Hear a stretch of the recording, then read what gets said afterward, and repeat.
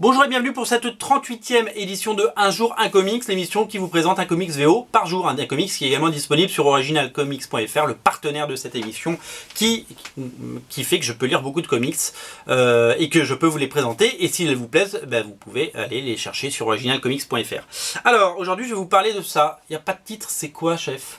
C'est quoi patron? Tout ce que je peux vous dire c'est que c'est signé, mais ça on en reparle tout à l'heure. Ça s'appelle The Secret Life of Crows. C'est conceptualisé, créé et dessiné et colorisé par Neil Ruffino. Neil Ruffino, c'est la coloriste attitrée de J. Scott Campbell. C'est une artiste, c'est une cover artiste. Elle a fait des tonnes de couvertures chez Dynamite. Elle a fait des tonnes de couvertures chez Zenescope, chez Aspen, chez tous les petits éditeurs indépendants. Elle est très présente, elle fait beaucoup de couvertures. Elle a un style qui commence vraiment à prendre de l'ampleur au niveau graphique, et c'est vraiment de plus en plus beau tout ce qu'elle fait. Et donc c'est vraiment une dessinatrice qui monte que moi j'ai découvert il y a quelques années et que j'aime de plus en plus. Et j'ai découvert que aux États-Unis, elle faisait comme beaucoup d'auteurs le tour des conventions. Elle prend un stand et puis elle fait des dessins, elle se fait payer, etc. Et elle a proposé un comics qui s'appelle donc The Secret Life of Crows. Et donc voilà le numéro 1 qui est là, vous connaissez peut-être. Alors là il est sous plastique parce que je veux pas l'abîmer. Ça c'est le numéro 2 où elle a demandé à son copain J. Scott Campbell de faire une couverture absolument magnifique. Et donc ça il nous en reste pas mal, hein. Si vous aimez J. Scott Campbell, vous allez faire un tour sur Original Comics, parce que quand je dis pas mal c'est une dizaine. Donc parce qu'on avait un peu stocké. Et c'est très bien parti parce que J. Scott Campbell est forcément populaire. Et je sais que donc là le mien n'est pas signé parce qu'elle l'avait pas signé, mais ceux qu'on a sur Original Comics sont signés. Ça c'est ma collection à moi. Il faudrait peut-être que j'échange un non signé contre un signé. Ça pourrait être une bonne idée. Alors épisode 1 il est sorti il y a quelques années, épisode 2 sorti il y a quelques années également, et voici l'épisode 3 qui, j'allais dire non, vient de sortir, c'est faux, il ne vient pas de sortir puisqu'il est déjà sorti et que j'avais essayé d'en choper en début d'année, avant Original Comics, parce qu'on essayait de les vendre avant sur Amazon et puis on essayait de les vendre un peu partout ailleurs.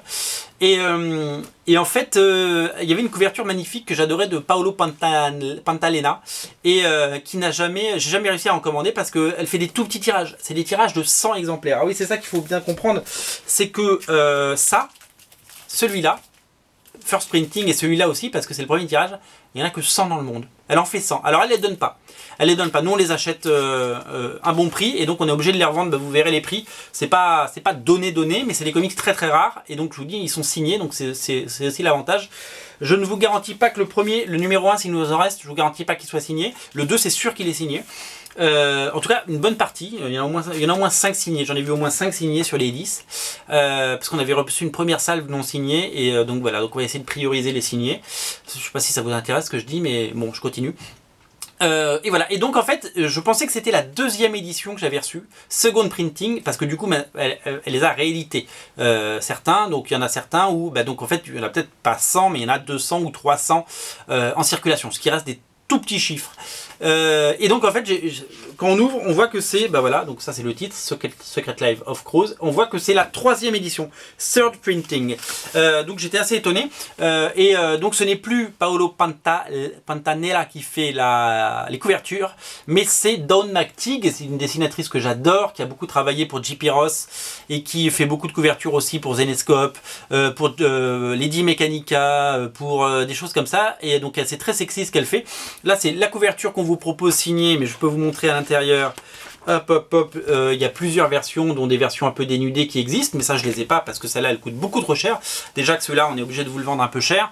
Voilà. Mais ça c'est vraiment pour les collectionneurs purs et durs, parce que voilà, c'est pour ça qu'on a pris des toutes petites quantités, parce que on va pas se dire qu'on va le vendre à 100 personnes. Si on trouve 10 personnes en France que ça peut intéresser, vous êtes les bienvenus parce que vous entrez dans ce cercle fermé des gens comme moi qui adorent ce genre de comics. Alors, Secret Life of Crows numéro 3. C'est quoi Secret Life of Crows? C'est... comment expliquer cette histoire? Alors d'abord, c'est très beau, ce que je voulais vous dire, parce qu'elle dessine magnifiquement bien. Et elle fait pas que des belles couvertures, elle fait aussi de l'art séquentiel et de la bande dessinée très chouette, la Neil Ruffino. J'aime beaucoup cet artiste et je la trouve très chouette. En gros, l'histoire, c'est quoi? Comment résumer ça? C'est une histoire d'amour. C'est l'histoire d'un c'est une histoire de presque d'un ange déchu en fait, arrivé sur Terre, mais sauf qu'au lieu d'être un ange, c'est un corbeau. Et c'est un corbeau qui se transforme en femme et qui arrive. Et si vous voulez, c'est auréolé d'un texte. Vous voyez, il y a des scènes un peu comme ça, où il y a des oiseaux qui volent, et puis un texte très, très joli, où et voilà, il peut y avoir beaucoup de texte également. C'est très poétique, c'est très beau, c'est très féminin, on pourrait dire, parce que c'est très sensible. Et c'est vraiment très très beau. C'est vraiment une histoire sur... il y a un côté vraiment presque pieux et religieux. Voilà, moi j'aime vraiment beaucoup. J'ai une affection vraiment particulière pour ce titre depuis le début. C'est pour ça que je le soutiens et que je soutiens Naerofino, parce que c'est la 3e fois qu'on lui passe une commande et que donc ça la fait vivre. Et donc du coup, merci de la soutenir aussi, vous, en achetant ses comics. Voilà, donc les 3 numéros de Secret Life of Crows sont disponibles. Vous pouvez acheter les 3 d'un coup. C'est l'avantage, parce qu'il nous reste les 3. Je voulais également vous dire que elle n'a pas écrit les textes, elle a imaginé l'histoire, mais dans la formulation, elle a demandé à Raven Gregory, vous savez, le scénariste de Widow's Web, qui marche très très fort sur Original Comics, le scénariste de Widow's Web.